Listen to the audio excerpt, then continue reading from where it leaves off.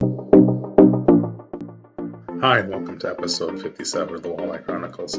Growing up, Trigg Roach always knew what he wanted to do. It just took a while to get there, so sit back and enjoy the journey of Trigg Roach, everybody.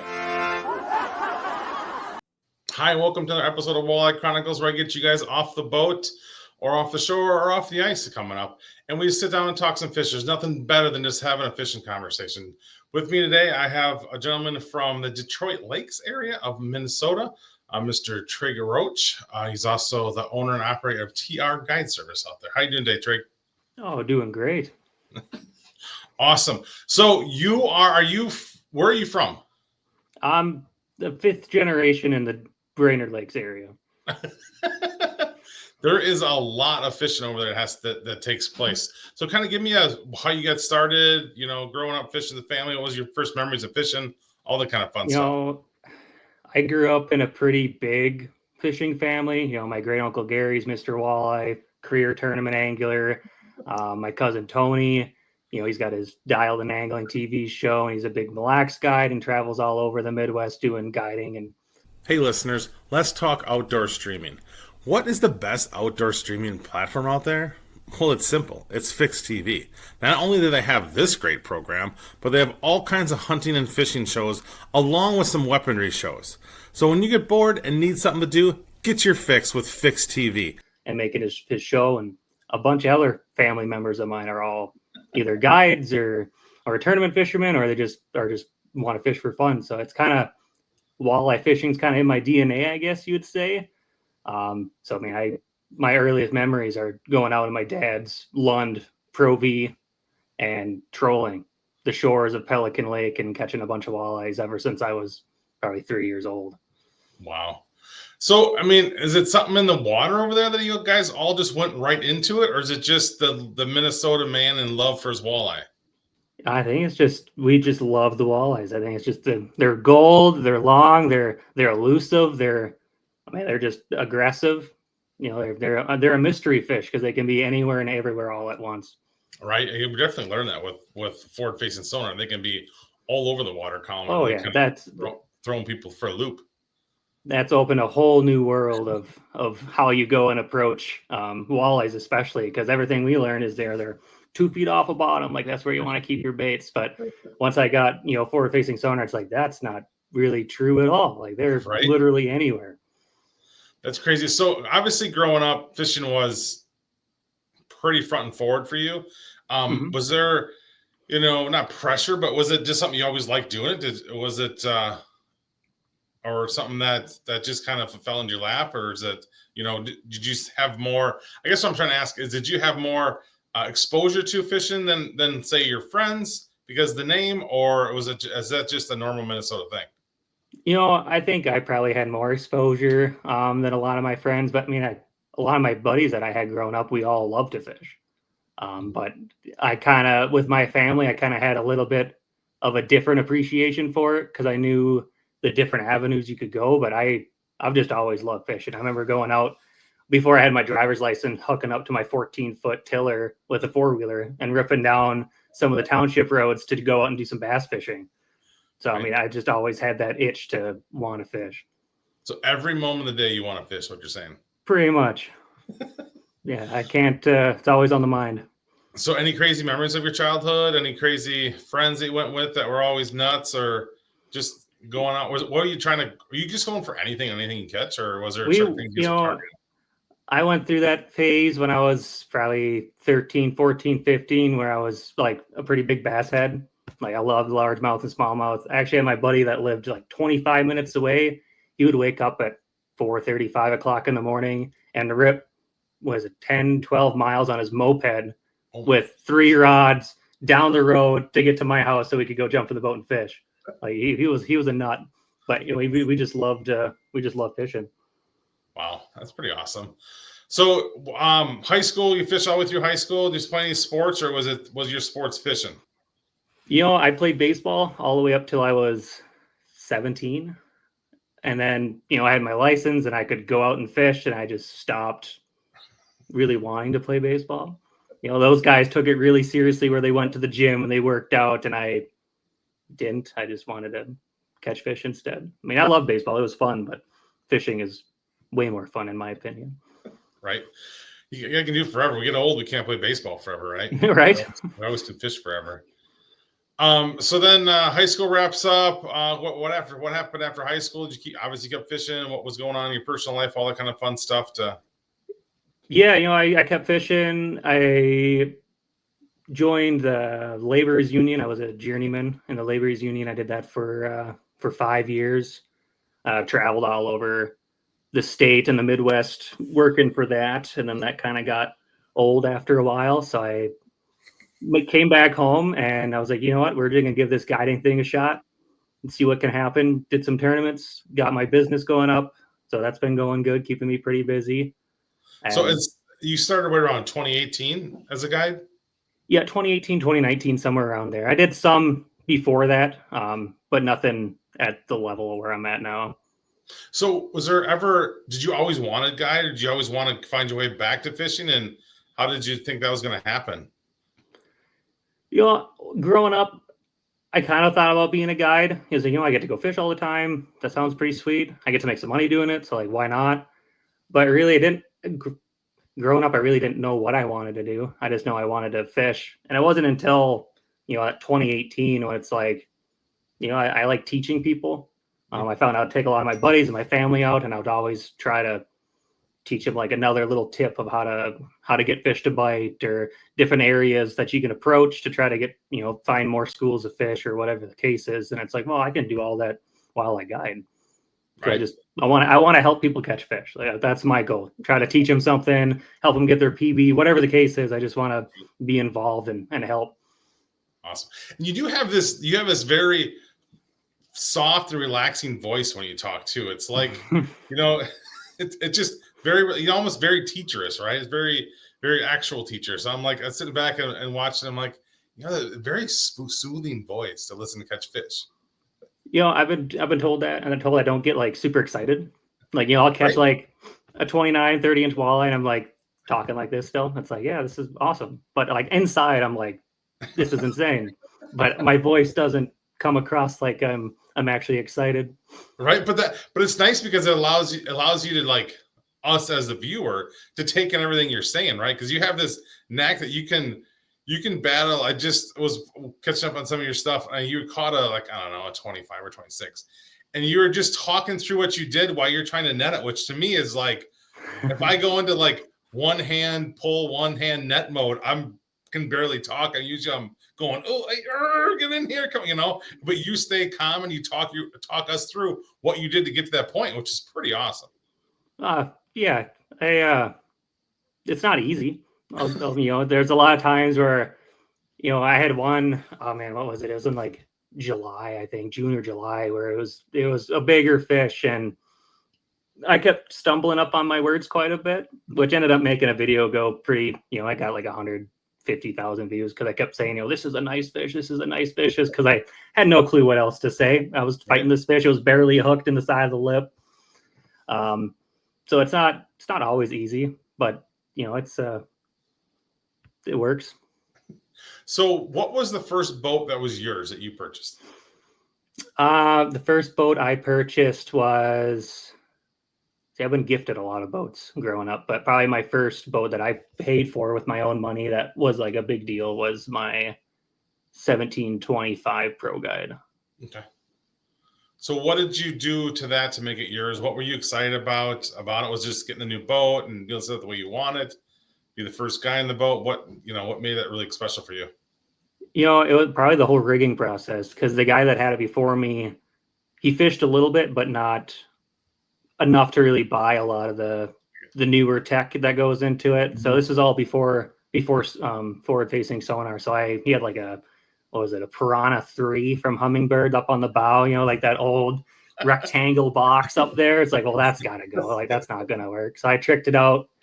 So yeah, I think I bought 3 Helix 10s and I stuck it in there, and I got a Tarova, and luckily enough, it had a Vantage on it, which is huge because I'm a big back troller. Even now when I guide, I do a lot of that traditional back trolling bouncers, back trolling rigs. It's just a time proven technique to catch fish. That's true. So I probably bought all that, and it was just history from there. It was just, I enjoy when I'm rigging boats, I hate it because they don't make the tubes big enough. It's a giant pain to try to run wires, but it's, after you're done, it's really nice because it's like, oh, I did all this myself and I know everything's going to work. And yeah, that's fun. I always tell people that when they're buying a boat or getting a new boat to rig it themselves, don't take it to somebody else. Maybe have somebody come help you, but it may be super, super frustrating while you're doing it. And as a big guy, I'm trying to squeeze in the boat and get things done. But when you're done, you know exactly what, if something goes wrong, you know exactly where to look, right? And it's such an accomplishment. I mean, I'm not a, electrical engineer. I don't know half this stuff, but you work your way through it and you figure all these things out, especially with all the different stuff we got going on in boats nowadays. It makes it, it makes it tough to troubleshoot. If you have no idea, troubleshooting is miserable at best to get going. Oh yeah. I mean, it was just, I was pre-fishing for my tournament I had last weekend, and my trolling motor, my Altera that I had, stopped working completely. And I was like, oh, this isn't good. Like I got a tournament in like 2 days. Like this is not the time to have trolling motors start breaking. And luckily enough, it was just a breaker that flipped. So I had two big breakers connected off the batteries, and that was it. I still swapped it to my spare just in case there's further issues, but it's nice knowing like, okay, like there's breakers right on the battery. I can flip that. I can get it lifted into the boat, and then I can take it on shore because it's way easier to work on that when you're in the shop and not dealing with it over 90 feet of water. Right. There's nothing worse than being on the lake in a rough day and you're trying to put your heads into something. And I get seasick as it is and have to take pills. But if I'm working on the boat, it's tough to get through the day. I've got to go running someplace shallow, get someplace out of the wind, and just dig into it. Because I mean, I've had my boat tore apart during a tournament where everything just, they do this one real thing now on some boats. They put the batteries below the rod lockers, which is pretty awesome. If you need to have your batteries right. So I actually have a picture of all our rods just barely hanging on the side of the boat as we're dug into the bottom of this boat trying to get everything fixed up, because one of the batteries, the wonderful world of lithium batteries, they're awesome until one comes out of voltage, and then you're kind of screwed. And then you got to do some crazy stuff to get it back going again. I mean, they're great, but again, that's the beauty of kind of having a boat and rigging it yourself is to be able to take care of all that stuff, and essential accomplishment that you can do that, right? You're not worried about it. Absolutely. You take a second or two and kind of, it can be this, it can't be that. Okay. And boom, you're fixing it. So I think that's a big part of tournament angling and just angling in general. If you fish, not full time, but if you fish a lot, stuff breaks, right? I mean, it's a boat. If you're not buying it new, you're fixing it every other day, down the road. So that's cool. So you got the boat, and did that open up your horizons of where you're fishing and how you fish? Did it change anything for you, or just it was yours and it was good to set up the way you wanted it? Oh, it made a world of difference, because before I was fishing out of, I think I had a 1989 Lund Stinger, which was a great boat. I think I got it for a graduation present or something. So you upgrade a foot and a half almost. It makes a big difference. People, it's like, oh, you only upgraded, a foot. It's like, well, that extra foot makes a big difference, right? Especially when you're trying to navigate bigger water, bigger waves, wind. So I opened up and I started fishing Winnie and Leech and Mille Lacs, because they're all within an hour 20 from my house. So I can jump out any which way, and it's only, a little over an hour drive, which is what open up a whole new door to fish, different bodies of water and learn how to, just catch walleyes different than, my home lakes. Right. I don't even know how to get the lakes and what you have so close to you. How do you know where you're going fishing every day? There's, every direction is someplace awesome to go. It's kind of just whichever way I feel like turning out of the driveway, where I really, unless I have a series of trips lined up where I'm like, okay, I'm going to fish like my same two lakes that I like to guide on that are, have a hot bite. Other than that, it's like, well, like there's a lake 20 minutes away. Let's go see how that bite's doing. Or like, oh yeah, like I usually catch walleyes and smallies out here. We'll see if they're biting. Or if I got a buddy that's telling me like, oh yeah, like the crappies are really hot out over here, I'll go jump and try it out. It's kind of just a lot of what I do is I just wing it. I really don't have much of a plan. It's like, well, yeah, we'll just jump out there and see how the fishing is. And if that's not great, I'm only 5 minutes away from another access. We'll just jump on a different one. Right. Yeah, the abundance of lakes is pretty crazy. I mean, I live within 5 minutes of the Winnebago system, which is awesome. But then as I do my research and I pull up where you live, and I'm like, Jesus. Yeah, there's a lot of lakes. And I mean, I would assume all the lakes have fish. They all fish slightly different, but still just the fact that much water you have, and if it's breaking it down and understanding how things fish, like I go out in the lake, I have a pretty good idea what's going on in the lake most of the time because I only have, I go up to Green Bay fish, but you have a dozen different lakes you probably fish on average, I would assume, or more that you have to kind of have an idea of. Yeah, I usually run, probably like 10 to 12 different lakes that I like to keep close tabs on.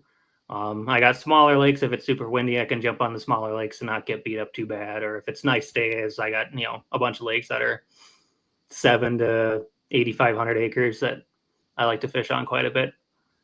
So a lot of it just kind of depends how the weather's doing, what the bite's doing, and what people want to catch. Right. So a year, when you're guiding, what is the main? I see you do everything. I've seen bluegill ones, I've seen crappie stuff. What is everybody looking to catch when you go out with you? I'm going to see almost 95% of the time it's walleyes. Going into the fall, like after my next tournament, I got 2 trips that are for walleyes. They want to go after big walleyes. And then after that, I'll be doing quite a bit of crappie fishing just because, crappies are schooling up. They're getting ready to go into their winter home. So it's pretty fast and consistent action for, however long we're going out, where you can get on a bunch of eaters. You can get a couple big ones, 13, 14, 15 inches, which people like to catch those. Yeah. And, sure. It's just kind of whatever people want to go for. I keep close tabs on all different bites, all the way up to whitefish. I'll guide for whitefish in the summer. So I'm, as long as they want to go out and catch it, I have no problem going out there. So how's the guiding been? So since you've been doing it 5, 6, 7 years, ups, downs, everything you expected? Yeah, there's definitely ups and downs. In my area, there's a lot of guide pressure, just because we got the Brainerd Guide League, the Nisswa Guide League, and a bunch of other solo guys that have been doing it for 15, 20, 25 years. So trying to jump into it, you kind of got to find your niche and, just try to do better advertisement than the other guys. I guess there's really no way to go about it, but it's progressively gotten more busy in the later years, which is nice. Right. I suppose you have to build your clientele and who's looking to come out with you. And I would assume the videos work well for you because they are very informative, and it seems not a lot of. I mean, what I see, not a lot of guides do a lot of videos like that. They may show up on other people's videos, but they don't really make. You make pretty regular content. Yeah, I try to do a video once a week. Kind of depends on how busy I am, or if I have camera issues. I've had camera issues for like the last couple of times I tried making videos, which is always super fun when you think you've made a great video and then you have nothing to show for it. Right. There's nothing better than getting back and your card says like bad read or whatever on there. Yep. You're like, oh, that's great. Or there's no audio. Yep. I've had that happen. I shot a whole video and there's 0 audio. I was like, oh, that's great. I love that. But I meet a lot of people that watch my videos when I'm out fishing. Like I had one guy I was out, he came close to me. He's like, hey, like I watch your videos, keep it up. I love them. I was like, oh, awesome. And I told him like I left a giant school of walleyes behind me, go cast on them. And he did. He sat there for like 25 minutes. He was catching fish. I was like, sweet. I'm like, awesome. Like, that's awesome. So you take people out, and is it to you more of, if you are prioritizing your guide service, is it like making sure they catch fish or making sure they learn something with the experience you want them to come away with? I really structure it based off of what they want. So like I got a trip on the 7th of October, and the guy has never caught a walleye before. So his goal is he wants to catch a walleye, then he wants to learn how to catch walleyes. So that'll be more of a educational, like how I break down certain pieces of structure on a lake and what I choose to how I choose to approach different pieces. And then I think I got a trip before that, and they just want to go out and catch a bunch of fish. So then we'll just go find the biggest pot of walleyes we can and just completely beat them up. There you go. And, so it's a lot of it's based off of what their needs are, because it's not about me catching fish. Yep. I tell them, I joke with them and say, I got to catch at least one fish. Like, I can't go out in a boat and not catch one fish. I don't care if it's a 3-inch perch. I got to catch something. Well, how do you deal with the days when they're just not catching them and they're there?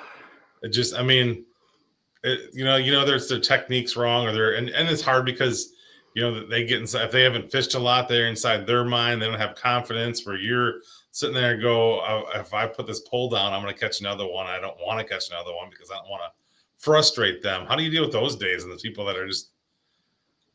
It's not. That's probably the most challenging part, is trying to teach them. Like, we've been on a big jig and a crawler bite. Like, I'm sure a lot of walleye fishermen have been also on a big jig and a crawler bite this year, where we've been casting a lot, up on the break lines, trying to have them feel that bite. And that can be a struggle, getting them to not only cast in the right areas, but to keep that bait a little bit suspended off a bottom where these fish have been.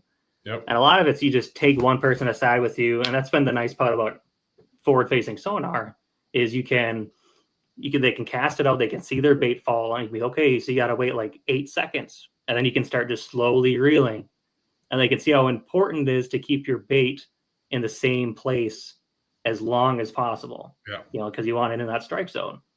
So that's been a huge help, where you can take that person and show them, like, okay, this is what you need to do versus what they've been doing. And then it clicks. Mm-hmm. So, I mean, it's been a really great learning tool to help people learn. And then after that, I show them one time and they're golden. Like, most of the time they don't have an issue. Right. Yeah. I mean, that's one thing. I mean, I'm sure there's some that come out there and they get it right away, but the ones that struggle, that's got to be tough. That's got to be tough. And then if they don't care, if I get fish to bite, I'll cast down a fish. I'll get a fish to bite. I'll open my bail and I'll pass the rod. I'll be like, if you want to catch one, like, if you don't care if you got the fish to bite, go for it. Right. But some people, they got that thing where they want to do it all themselves, and I got no problem doing it, and we make it work, and they catch fish. So it's just building it however they want to do it. Is it more? Are you doing more traditional tactics, or are you using forward-facing sonar to catch the fish? Are you using more? I use a hybrid approach. So depending on the time of year, like, we got into like a pretty big like minnow bite in June, I think it was, where they wanted to, we were dragging minnows on the edge of weed lines, and I was they all just dropped their lines down. I was back trolling, 0.3, 0.5, whatever the speed they wanted. And I was using that forward facing sonar because I have it mounted on my Vantage on the back of the boat. Oh, okay. So, which is nice because it's basically a pole for me. I can drop it down, lift it up, and then it moves wherever I'm backing into. So I can hug the weed lines, and I'm making sure that they're not always getting hung up in the weeds, because that was the part of I'm sure everyone's ran a tiller at some point where that's like the hardest part of back trolling, is trying to stay right on the edge of the weeds. Yeah. And the forward facing sonar definitely helps kind of eliminate a lot of that guesswork. That's pretty smart. I like that. That makes sense. Makes a lot of sense. It's just a little hybrid approach that I like. I call myself a new school fisherman with old school techniques, because that's basically what I do. Right. You're just taking and fine tuning the old school techniques with the new technology, basically. Yep. Married together. And it works pretty good. Catch a lot of fish doing that. So what did you think of forward facing sonar when it came out? Were you I originally wasn't going to get it. I felt that I didn't need it. Like, I caught enough fish as it was. Like, I was pretty successful at guiding when I was without it. And then I jumped in a buddy's boat and he had it. And the wheel started turning once I started seeing what this was capable of. It's like, wow, this can really change the way I approach fish. Yeah. And learn about fish. Because I love, anytime I'm not fishing, I'm usually like reading articles, watching videos, like picking up every little piece of information I can to try to improve as a fisherman, because that's, I mean, if you're not always learning something, you're not doing it right. And so I got that, and I was like, all right, like I have to buy one now. So I think I went out like the next week and I bought one, and I put it on my boat, and I was like, yeah, this is incredible. But it can also kind of be dangerous too. You know, if we don't have good morals and good ethics, we could really, you know, could possibly do some damage. So you have to be smart about it. And I think a lot of the guys that have it are usually pretty good about it, where, you know, they try not to fish too deep to have the fish die of barotrauma. Yeah. They don't abuse limits. So I think, I don't see it as a bad thing, but it could be if you're not careful. Right. You know, the one thing that I came across this weekend, and going back to boat issues, I had an issue. I have a power issue right now of influx of power, and it kicks off my live scope, right? And so I found myself, I couldn't get it to go back on over the weekend. I found myself, I had to fish without the live scope, and it had been a while, right? And so at first I'm like, you know, trying to fix it enough. I just stopped for a second and go, you know what? You do this before all the time. You don't have to see where it is things. You can go a side scan and figure things out and go all over again. So just interesting to me as I stumbled on a day where it didn't have it, and not like I use it to, you know, I'm not a good enough where I can watch every single time, right? I'm looking for rocks, and, you know, that's kind of fishing I'm doing at this moment. So it wasn't like I'm watching fish come in a little bit, but I'm more looking for the rocks and the edge of the weeds, right? But just like losing that for the time, and then going to yourself, hey, no, you can do this. You've done this for years, right? And get back to like going that. I actually turned the screen off, and it was the weirdest feeling. I was just fishing out there with the screen. I looked down and the screen's off, and I'm like, hey, I can do this. I know what I'm doing. I'm, you know, like with the map on. And but yeah, that was pretty interesting to me, kind of getting back to the roots there a little bit of fishing blind. Yeah, it's definitely an adjustment when you're used to looking at it. You know, like I'll jump in with some buddies and they don't have it, and it's like, ooh, like, okay, like let's rewind a few years here and see what we can do. Right. But you know, go ahead. So you obviously you don't troll much, I'm guessing. I still troll quite a bit. Yeah. I like trolling. I grew up trolling. You know, I did a lot of trolling, you know, with my dad. So I mean, I still troll, especially when the bite gets really finicky. You know, you get into like July and August, the bite can get really goofy. Where I found that trolling, we may not catch a bunch of walleyes, but we'll catch a bunch of fish. So whether it's bass or pike or you know, we catch quite a few bluegills trolling, but so a lot of it's like you're just catching fish at that point, because you're not always going to get walleyes to be jumping in the boat. That's true. So I wanted to ask a question. I'm asking this lately. So I don't know if you saw the Bassmasters, right? You grew up fishing the bass, so you obviously fish Bassmasters, or have watched Bassmaster stuff. But they decided to go, I think it's 3 tournaments with, 3 tournaments without forward-facing sonar. What are your thoughts on that? What do you think about that?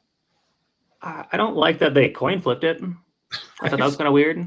I feel like that should have been left up to the anglers fishing it, where they all like had a say, you know, like maybe like a vote or something. It'll be interesting to see. I don't think anybody's going to have any issues catching fish. The weights may not be as big as some of the years that we've seen, but they're all professional bass fishermen. They all do it for their living, so they obviously know where they want to check before even looking at it with live scope. Yeah, but that's true. I think it's going to change weights. They may not get as many, you know, 5, 6, 7, 8 pounders, but I don't think it's really going to change a whole lot. Yeah. I think you're pretty close there. I think the sizes are going to go down, but like you said, it's actually that they had to know to go there to find them, right? So I mean, and some of these places they're fishing are massive, so obviously they have an idea where that is. I think it's going to come down to obviously presentation and the size of them too, because you're not going to be able to target big fish, obviously. Yeah, techniques will change. They may not be throwing as many jigs. They might be doing more, you know, shallow top water stuff or chatterbaits in the weeds, or, you know, a lot of stuff that we used to do that still works because we caught fish with it before all this stuff. But, you know, your techniques change as you get new technology, where you're just old techniques come back, right? I mean, jigging a crawler. I mean, every company has a search bait out now. It's pretty crazy how fast that came about. And, back when I was a kid, we were throwing Erie Dearies and stuff like that, right? And now all of a sudden, everybody has these fancy slow death big weights in the front that they're casting, which is cool. It's a fun way to fish. I kind of thought we were going to go away from crawlers in the walleye world. I kind of really thought we'd push into plastics only, but it seems like we kind of took a step or two back to last year with the jig and the crawler world. That's kind of caught fire again. Yeah, it's funny, because I never really used much of a jig and a crawler. If I was throwing baits, I was usually throwing bigger plastics and snap jigging them out of the weeds, the shallow weeds, or I was dragging rigs or cranks or bouncers. That was the only time I used crawlers, was on bottom bouncers. Where now with we get this new tech, and I think I'm on my 4th flat of crawlers this year, so it's like 2,000, 2,500 crawlers that I'll be burning through this year. Right. When I never really ever used jig and a crawler without it. Yeah, now you learn how to take care of crawlers all over again. Oh, right? It's a pain. Right. I don't enjoy it. Especially if you get ones that come. The worst is when you get the ones that come in the dirt. Like I'll deal with crawlers once I can get them washed off and into newspaper and stuff. Then it's not so bad. But if they come in the dirt, then it's a pain. It's not a lot of fun. It's not. I just put them in the fridge and just deal with them later. I burn through them so fast anyways that I really don't have much of an issue with them dying. But yeah, before I don't like crawlers. They make a mess out of the boat. All my jeans that I have crawling. I have crawler dirt stained in the denim now because I don't deal with rags. I just wipe them on my jeans. Right. I'll just wash them later. Right. I've never thought about having a rag on me, but lately I'm like, God, maybe a rag won't be terrible. It's getting much, and I normally take them with, but it's kind of like a last resource for me. I'm like, I'm going to go to my plastics first. And if I can't get that work, then okay, I guess we're going to go to the crawlers for the rest of the day and, go from there. But yeah, it is a whole different thing you have to worry about and think about, like live bait. Like, I don't know, we don't really get into minnows too much here after the spring of the year.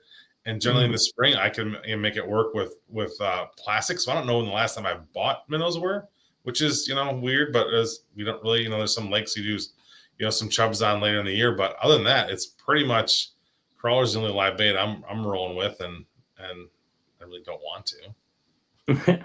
I burn through, we get I have about 3 times a year where I'll use minnows. Obviously you get the spring shiner run.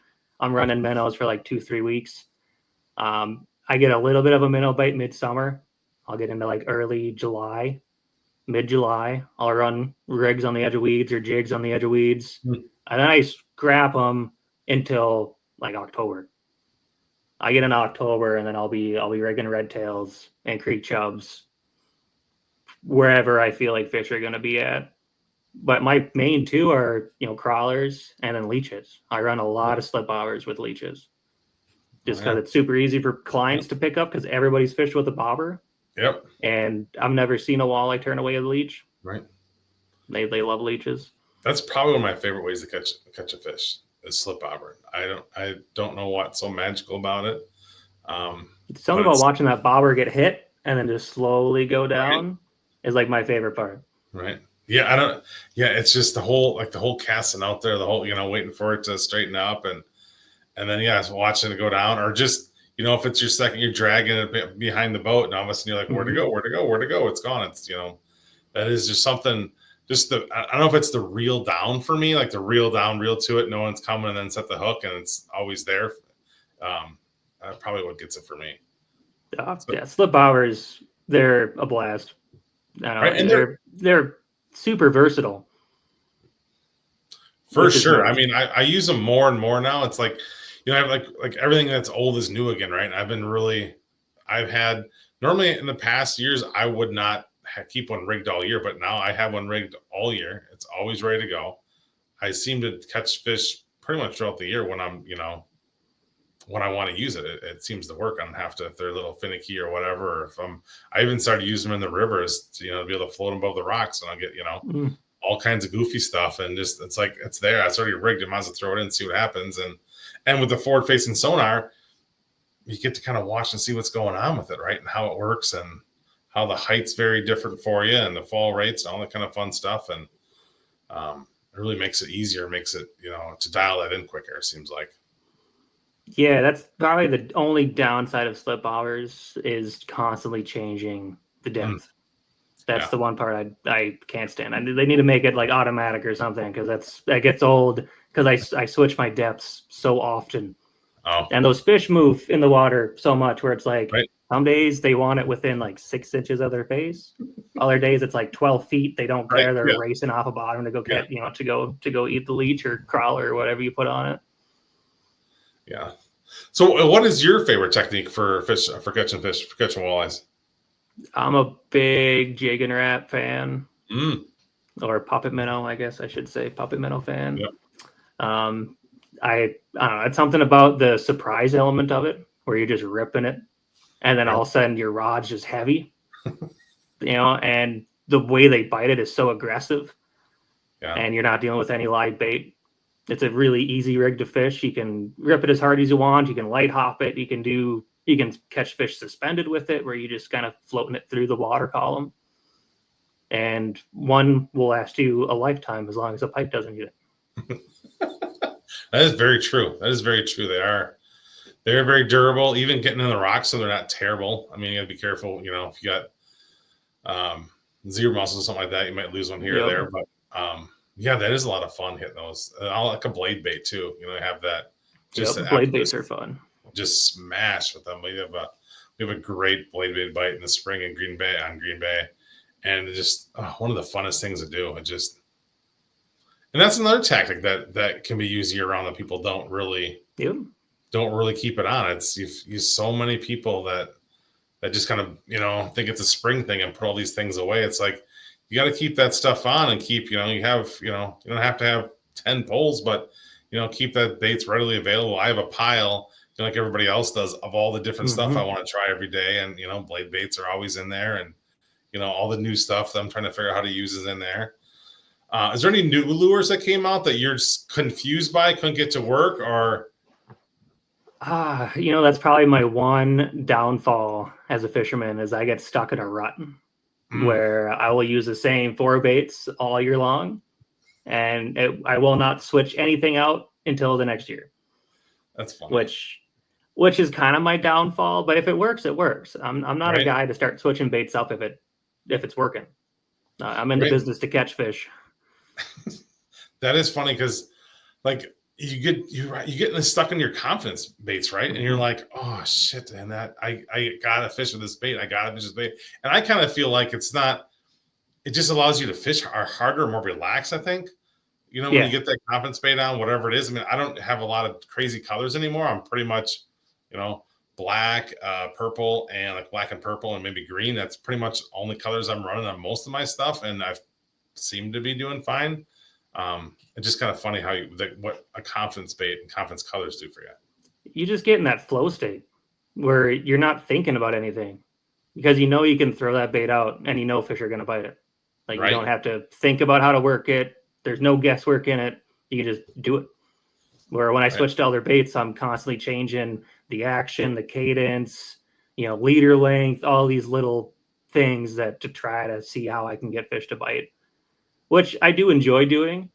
But I don't get enough time to really start throwing new baits consistently enough to get good at them. Right. Yeah, I used to do this thing where I'm like, oh my God, this thing is going to be the greatest lure of all time. And I would just buy a tray of them, right? And I'm going to do it. And then I got burned a couple of years ago on something that still hasn't worked for me yet. So I started like dipping my toe in every, new products every year as things roll out. And and then I'll go crazy. Like I fell in love with eye candy late last year. I tried one, and I'm like, oh, this stuff is the greatest. And I was a big Berkeley guy, had all the, a bunch of that stuff. And I'm like, oh, there's nothing better than that. And then I had the eye candy. I'm like, oh, this stuff is spectacular. And then I just fell in love with it. I had to go, balls to the wall with everything. And the funny part is the first couple ones I put on, they're still the only ones I ever used, because I love that version of it. The jig crawler one is just, oh my God, I think it's, other than figuring out how to hook them on, once you figure out how to get them on, right? It is a very difficult lure or plastic to get on. I understand why it's on. I mean, obviously it lasts long kind of stuff, and Yep. taking, like I tell everybody, just take your time putting it on. Don't be in a rush to put it on, because if you're in a rush, you're going to mess it up and it's not going to last as long. But once you figure out how to put it on, oh my God, that is just one of my favorite things to have on. Yeah, I am a big fan. I like running a lot of the paddle tails, so they got like that paddle shad. Yep. I'll run a paddle shad on either the Smeltinator jig, which is huge, or I like even the MVP jig, just because it's got that wide, super wide hook, that gap on the hook. Yep. So I don't lose nearly as many fish when they bite it. But yeah, that eye candy is one of my go-tos, especially, well, tomorrow when I start my pre-fish, I'll be throwing a lot of eye candy on a lot of big suspended fish to try to get them to bite. Right. Yeah, my only downfall is I assume they'll have bigger stuff coming out down the road as they progress with the series and stuff. But yeah, it's some really good stuff, and the colors are fabulous.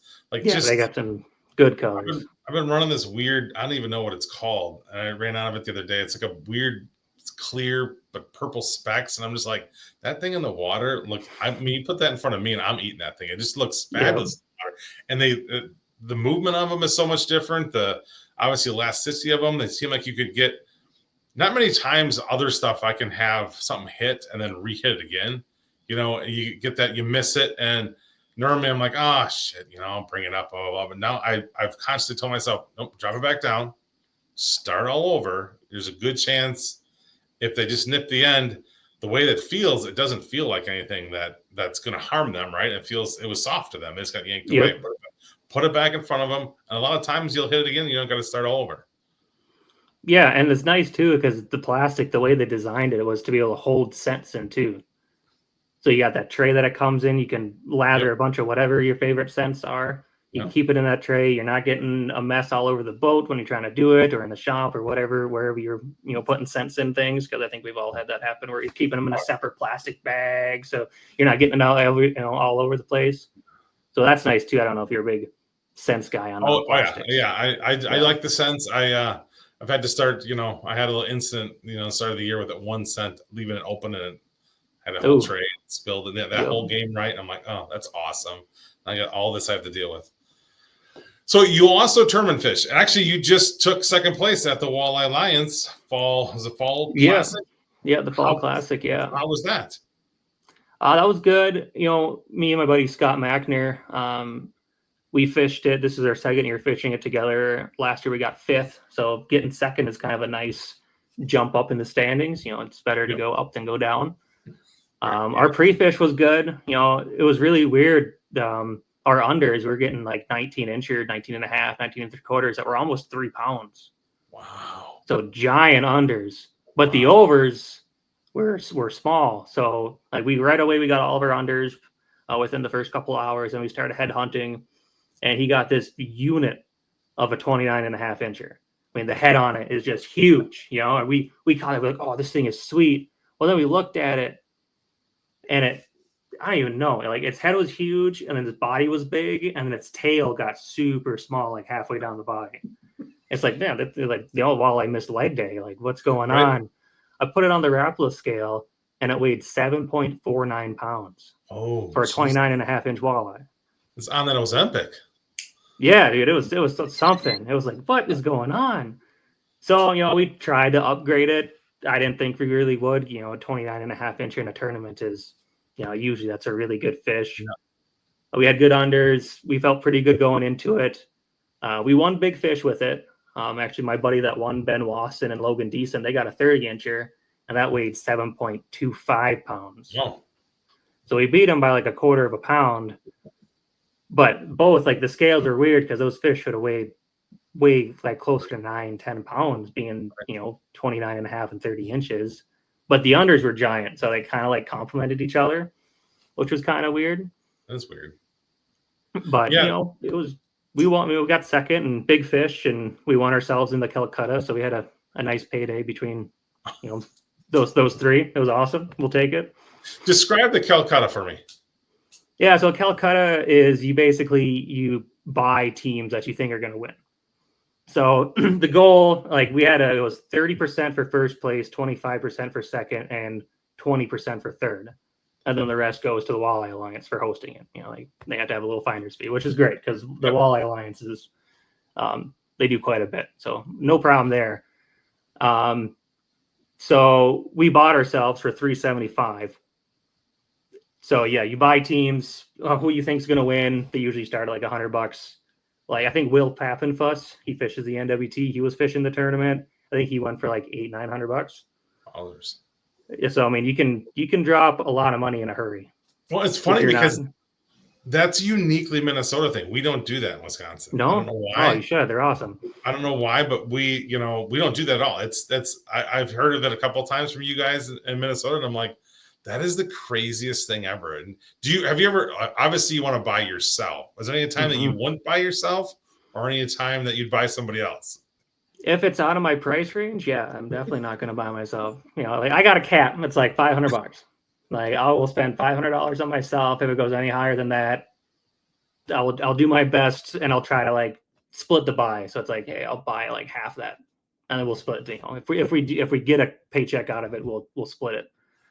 But if there's really good fishermen, I still don't try to buy others if I'm fishing in the tournament, just because I want to win. So it's like, I don't want to spend my money on those guys and have them win. Hey listeners, let's talk outdoor streaming. What is the best outdoor streaming platform out there? Well, it's simple. It's Fixed TV. Not only do they have this great program, but they have all kinds of hunting and fishing shows along with some weaponry shows. So when you get bored and need something to do, get your fix with Fixed TV. Back. I don't know who left who. I think that was both. I think it was me actually, because I lost myself too. Anyway, so what's you have a cap on buying yourself in the Calcutta? I do. It's like $500. Yeah, that's about it. I'm not much of a gambler. Yeah, it's like $500. If someone else buys me, I'll try to split it with them to see, like go halvesies. Right. That's uniquely fun. That's pretty funny. I mean, we do a lot of side what's it called? Side pots is kind of what we do here, but we don't ever do that is so cool. I wish you someone would do. It's pretty crazy. But I mean, hey, you won yourself. That's pretty up yourself. That's pretty awesome. Yeah, and so winning big fish is always a plus. Oh, right, big fish. Yeah, that's that. If you even the small, I've always told everybody the smaller tournaments, if you can get a top 1, 2, or 3 and grab a big fish in there and maybe your side pot, you do all that together, that can add up to some pretty good money for just a one day. You get a nice little paycheck for your day's worth of work. Right. Even if it's a 30-man tournament, you have a pretty good thing going on. You can pull a couple grand out of that bad boy. Yeah. Yep. Exactly. So is tournament thing is something more you want to get into, or just kind of just like something for you to expand your horizons, or where do you see yourself in the tournament world? Yeah, I definitely do want to start fishing more tournaments. They're fun. They're a great way to learn and adapt on different lakes, especially if you're not used to fishing those lakes. And I'm all about trying to diagnose bites. I think that's like half the fun is fishing, is trying to figure out where the fish are at, what they want to bite on, different ways to approach it. So I definitely want to do a lot more tournament fishing. I'm a competitive guy. I like competing. I like all that aspect of it. And then everyone's super nice after the tournament. Like the tournament scene is a whole different, world where everyone is super nice. And we're all talking and sharing information after the tournament and, grabbing a couple drinks. So it's fun. Right. Yeah, it's kind of a big family. I mean, it really is. Yeah, it is. Everybody's out there just to have fun. Generally people don't take it too seriously. I mean, obviously as you go up in tournament worlds, they get a little different. There's so many great tournaments of like local tournaments and even, like the Ames of the world and are just fabulous little tournaments that are just, it's a good way to get some competition. And I like is that, there's almost like a set for everybody, right? You don't have to be rolling in a $200,000 boat and fish NWT to come to fish an AIM or some of these other events. It's just, hey, if you can get in there, you got a boat, let's go. Because a lot of those guys, those local guys, are hammers too, right? I mean, oh yeah, You get into some of these tournaments and you go to this town and you see a guy rolling in a smaller 16-foot line. And, my partner may say something like, I don't know, man, this guy fishes this thing every day. He's probably a hammer. He knows where they're at. So it's kind of fun. And it gives yourself a little bit. I feel like I fish better under stress. Right. I mean, I have more fun, I think, when I'm relaxed, but I seem like I concentrate, I fish better. I don't go like, I'm not just, randomly fishing and go, oh, look at the sunset, I'm going to take a picture of that. On tournament day, it's head down, you're focused in, you kind of learn a lot about yourself if you're stuck doing something for, 8 hours or 6 hours and you're like just banging away for that, you're looking for them 8 fish and you're, a fish behind your goal for the hour or whatever, and you're trying to keep up with it and stuff. It's pretty interesting mind game. It is, and it forces you to get outside of your box, or if you're used to, if you're fishing a different lake and it's like, okay, like I use these 3 different baits and I always catch fish around home with them and those 3 baits don't work, you better figure out what other baits they want to bite on, because otherwise you're not going to catch a scoreable fish. Right. So it's a good way to force yourself to get out of your rut, right? Which is always a plus, because it just makes you a better fisherman at the end of the day. Right. And decision making on what to do, when to go, where to leave. I think that's actually taught me more of just like in general fishing of, hey, granted, I might, if I'm not fishing a tournament, I might give something a little more time or whatever. But like understanding how the fish are and bite windows and all that kind of stuff of being able to, I'm here. They're not quite doing what I thought they were doing. I'm going to run here and come back. And that kind of stuff has kind of helped me, my horizons of just not regular fishing. I just don't go sit on the spot and go, well, they'll be here sooner or later, Right. Let's run around, move some stuff. They're here. They're just not biting. Well, let's go try something else or try a different tactic a little bit. It's kind of that internal mind game of what and how you're going to do. Yep. No, exactly. I mean, we did that. We went to our starting spot. We ripped out 3 unders right away. Bite kind of died. We're like, all right, we're going to go check 2-3 other spots, come back at like 11:30, 12 o'clock to see, maybe with the wind blowing in there a little bit more, the fish are going to be a little more willing to bite, or more fish moved in or they left, where you can always, the days of, I will leave fish to find fish, because, the old saying is like, oh, don't leave fish to find fish. Like, I have no problem. I will do that whenever I want, because I have no problem finding fish. It's just getting those fish to bite. Yeah. Yeah, that's a good statement. Yeah, because if they're not, you're sitting there getting banged up on. And I know there's sometimes you're sitting right on the right ones and you need that right one, and you're kind of stuck there, and you might do that. But even then, you can move down to something else and always come back to that area. That's the one thing that until this last couple of years, I didn't realize you can go back to an area. You can go back to that area. You don't have to, do your thing. It's almost, tournament fishing has almost become more of a milk run for me. Always. It's like, I don't really have a spot set up. I'll have spots that I want to fish, and how the morning goes, how the wind blows, how everything happens is going to, so many things. There's not very often that I've had, at least, that I go before a tournament, everything worked out perfectly, and go, oh, I'm going to go fish here today and catch 5 10-pounders and win the tournament. And never, it's never, I've only actually had one tournament where I've went someplace and I didn't get 10-pounders, but I caught really good fish and won a tournament. It's only happened once. And it was just a fluke thing that even they bit better than what I thought they would. Right. It just was you got a lucky couple fish, and all of a sudden, boom, we're done. And I'm like, whoa, that was like an hour and a half, and we're done with this already. But normally that's not how it goes. Normally, some of your spot, there's this going on, there's that going on. Fish, maybe you didn't land one, but not very often you go someplace and you fish perfectly for 5 fish, and your first 5 fish, the ones you put in your boat. That just doesn't happen, right? It's usually not good fun. It's like a 1 in a million type of deal. Right. I wish it was like that every time, where you just go to one spot, rip out your limit, and you're like, all right, just go weigh in and go eat some food. Yeah, no, I mean, that's, like I said, it happened one time, and it happened with my oldest son. It was, just a little bar tournament, but man, it was one of the funnest days I've had, because that stuff doesn't happen, right? Stuff just doesn't happen, and for it to happen, and he caught his biggest fish, and I'm like, that was the first fish we caught. We put the trolling motor down, and I think his second cast in, he catches a 27. I'm like, oh, well, that's a good start to the day. We should be fine, right? And then all of a sudden he catches another one. I'm like, whoa, there's something going on. I mean, I barely even got my stuff going in the water yet. And, I'm kind of like, he's catching one. I'm getting the live well going, and he's still fishing. Obviously, he gets 2 in the boat. I'm like, whoa, this is gonna be cool. And I'll 30 minutes later, we're like, what should we do for the next 4 hours? Right? Let's go. Right. let's go turn the mapping. Let's go turn the mapping on and go map some new shorelines. Yeah.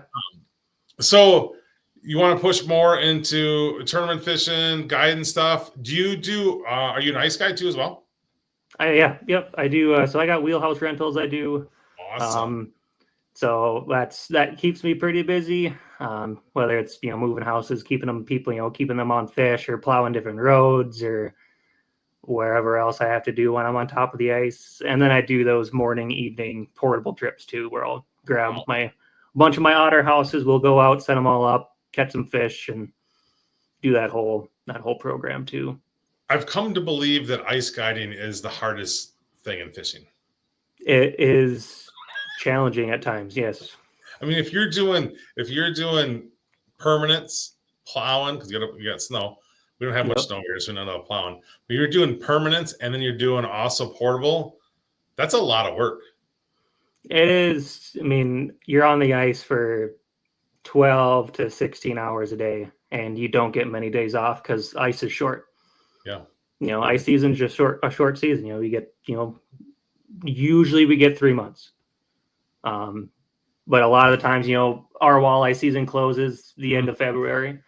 So if I can't get my houses out around Christmas, which is usually my goal, I'm just losing money each day where I can't get houses out. So then you're pushing portable trips really hard, and that's a lot of work to maintain. Yeah. But I love it. So the portable game, how is that? Or not portable game, the permanent house, how is that? What's that like? Is it harder? Or once you get in the fish, people more, I guess what I'm saying is because it's a permanent basically house, do you have to put them on the same kind of fish, or you're just looking for more of a spread through the day for them? How do you kind of work those kind of trips? So a lot of the lakes that I'm fishing are pretty big night bites. They're really clear. They got like 22, 23 foot visibility where they're ultra clear. So the midday bite can get pretty slow. I tell them to throw tip up shallow. I'll auger a slurry of holes with tip ups for them up shallow to get them on pike or walleyes or bass or whatever is going to bite up in the weeds. But my wheelhouses don't sit still for more than a day or two. If my clients aren't catching fish, I'm moving that house. They will come out like usually around 2-3 o'clock on Friday. I'll give them that night, and in the morning, I usually have a rough idea how many fish they should be catching based off of how much fish I catch in the during the evenings. If they don't hit that mark, I'm moving those houses on a fresh spot. Wow. That to me is like, if somebody wants to get into ice fishing, that's, drive up and go fishing is to me pretty awesome. Yeah, it's fun. I mean, it fish is way different in the winter than in the summer. Yeah. Yeah. Just the whole, like, go stay on top of your fish and catch fish. I mean, doing portables and moving around and flipping up over and over all day long. But being able to go sit someplace and have a couple drinks or whatever, fish and just fish through the night it's a pretty cool way to fish, right? A pretty cool way to have an experience with your family or whatever. It is, and it's really unique. A lot of people that come out and stay in the houses, they usually don't fish a whole lot, so they're just trying to get the family together, do something different that they've never experienced before, and they're catching fish. So that's even just a bonus for them, is actually catching fish. And cool. My rattle reels will keep them very busy from like 7 o'clock at night all the way to 6, 7, 8 o'clock in the morning. Awesome. So they don't get much sleep. That's funny. I've actually been trying to convince my wife that after when we retire that for a month a year that we just want to go. I want to go live in an ice house just for a month, like right after Christmas. Christmas get done, you're done with family duties. Month of January, let's just go get ourselves an ice castle or yachty or whatever, and go just spend a month in the lake. I think that would be the greatest retirement that somebody can have, just for a month. Just go sit there for a month, catch a bunch of fish.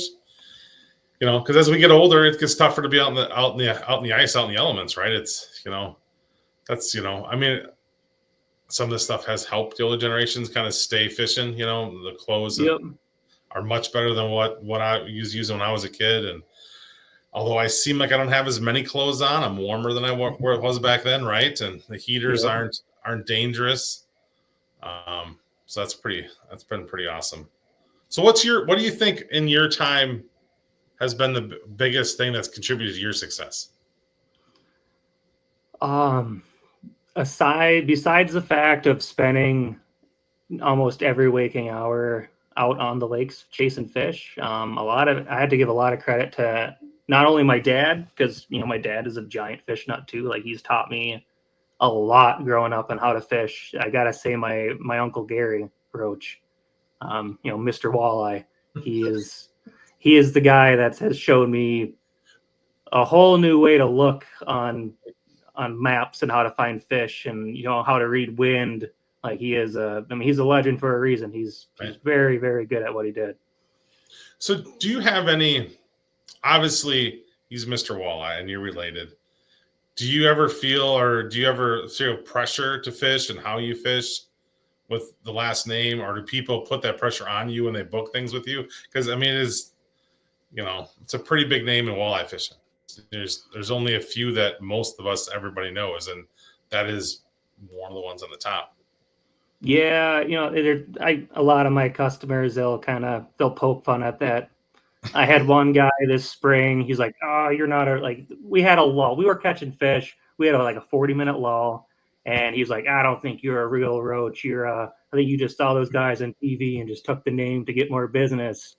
I was like, all right, and he did it all in good fun. Yeah. But that one was like, all right, now I got to show you what I'm capable of. Right. I was looking around. I cast it out there. I caught a 27.5-inch walleye. And I looked at him like, am I a real roach now? He's like, oh, yeah, no, we believe you. I was like, all right. I proved myself, but not much in the guiding world. I've taken clients that Gary used to take and that Tony's taken, and now I've taken them. So they've seen all the roaches that guide, and they've never once brought up anything about, comparing me to them or anything, which is nice. But doing tournaments is a different scene, because that's where Gary made, his living was tournaments. So I definitely feel more pressure competing than just guiding. Yeah, I just I thought about that, of you have one of the big fishing names, right? And it just how you go about, obviously you have your own love of fishing, and how do you transfer and keep that on your journey and not get lumped in with his journey? I mean, obviously it's family and everybody wants, everybody has, everything's part of family, but be able to forge your own path in this industry. Yeah, it's kind of challenging. When I first started guiding, I didn't use my name as much as I probably should have. Just because I wanted people to, I wanted them to book with me because of what I've done, and the fish that I can catch, and kind of how I built my business.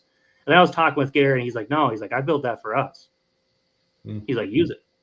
He's like, I helped Tony with it. I kind of helped him make his path, and then Tony took his way with it, and he's like, I'm doing the same thing for you. He's like, use the name. He's like, we built it up for a reason. He's like, use it and abuse it. I was like, all right. No problem. That's awesome. So where do you want to be? Do as some guys get into tournament fishing to start a career in in the guide thing, and kind of get out of tournament fishing because they use tournament fishing to market themselves as guides. Some guys get into guiding to make money while they learn to get better to be a professional fisherman. Kind of, where do you see your direction? Are you going? Do you want to push more into that, or you want to kind of stay both, or what's your end goal here, you think? I want to keep it. I want to do a fair amount of both, which I love tournaments because it's competitive. It forces you to fish better and to really think things through, but it's also, you're gambling. if you get, if you're not getting a top 10, you're not cashing a check, which is hard to afford to pay for fishing when you're not getting a check. Right. Which is also the upside of guiding is it's a consistent paycheck. Like they book the trip, they're giving me a down payment, they're giving me the other payment when they show up. So like I'm getting paid. Yep. So I'm not gambling. But so I want to do a fair amount of both. I'm probably going to prioritize guiding over tournaments, but there's definitely 3 or 4 tournaments a year that I will be fishing in, and then I'll be taking half the week off to pre-fish, and then so I can fish for the tournament. But awesome. That's pretty cool. All right, so I got one more question to get you, and I'll get you out of here. Sure. If you could only go fishing one more time, who are you taking? What you doing, and where you going, and what you fishing for? That's a good question. Is the person I'm taking living, or can they be? No, can they be? You're all. Anyone? Yeah, they can be whatever they want. Oh, I gotta say my great uncle Richard, and we'd be going crappie fishing on his little honey hole. So that was Gary's oldest brother was Richard. I got to fish with him for 5 years. He was just an ornery, grouchy old timer. He always poked fun at you. He never let anything go. He couldn't hear you half the time when you were talking to him. He was just that classic old grouchy guy. I think everyone knows that one guy that's just angry all the time. That was him. He took me fishing for 5 years, taught me everything I know about crappie fishing. So I'd probably have to take him out one more time just for that sentimental thing. Right. That's awesome. It's you get I always tell everybody, if you want to take somebody, don't wait. Take that person out fishing, right? If they're obviously gone, but if they're still around, get them out fishing, get them in the boat with you. Well, thank you for being on. It was awesome to kind of pick your brain and hear what you got going on and all the kind of fun stuff. And, keep up the videos, man. They're pretty awesome. And I enjoy watching them. And you, I don't know if you give as much information, but you give a lot of information. It really kind of helps. I don't fish any of your lakes, but just a little, as a guy that fishes too, it's like, oh, that makes sense. That makes sense. What you said about where you put your live scope is absolutely just genius for what you're doing. Thank you. I try to give as much information as I can to help people catch fish, because at the end of the day, that's a guide's job is to help people get more fish in the boat. And I got no problem. I'm pretty much an open book. I got no problem sharing whatever tips I got. Awesome. All right. Well, thank you, sir. If you're looking to be on an episode of Walleye Chronicles, hit me up on my socials at Matt Snell on Facebook or TikTok. Our TikTok is actually Smile and Fish, and Instagram at Matt Snell. So until then, there's 2 things you can do every day to give somebody a smile. 1 is take them fishing, and 2 is give them that smile. Thanks a lot.